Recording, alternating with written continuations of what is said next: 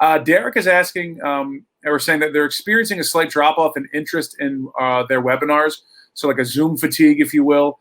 Any tips or creative ways to combat Zoom fatigue or webinar fatigue?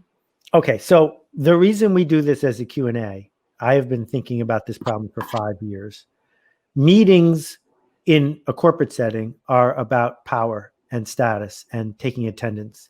And so when we went remote, lots of bosses who don't know any better or who are evil just kept running more and more Zoom meetings, not because the meeting was an effective way to get the work done, but because it was an effective way to exercise power.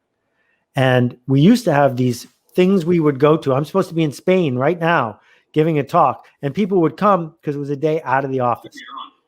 And then we took webinars and sort of tried to jam a TED Talk into a Zoom room.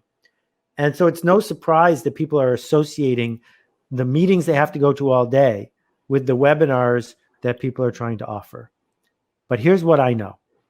People don't want anything that's personalized. They want things that are personal. Those are different things. Nobody wants to get hyped. Nobody wants to get hustled.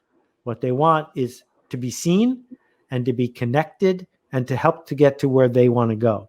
So the most effective webinars going forward are ones where there's interactivity, not where there's a long sales pitch, but where someone is seen, their question is heard, connections are made.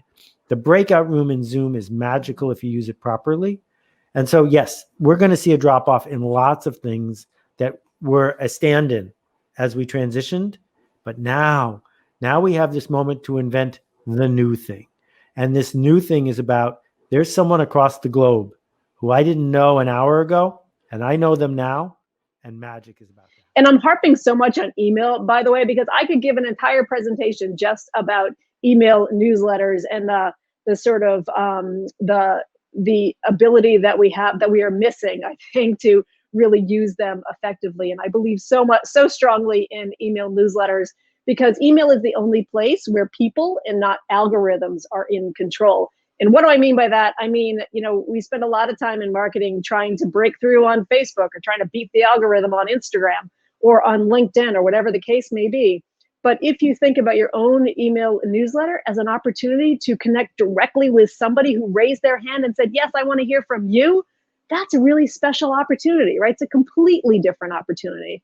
And so serve that audience very well. So when I think, you think about what remains amongst this chaotic year, although there's been so many changes that we've all had to deal with, I think there's one thing that has remained true, and that the brands that continue to be worth following simply sound human, they act human, and they tweet human. So we're going to talk about what that means. So first, we're going to talk about sounding human, which is all about listening and adapting. And then we're going to talk about acting human, which is how do you find that unique personality that's true to your brand? And then the third piece is just tweeting human. It's about creating connections and offering value to your fans.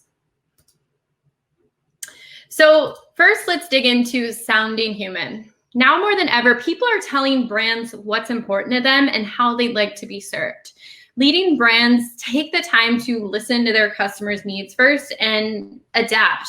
I think this year has really been the year where insights and listening to conversation has never been more important, because you have to get the tone right.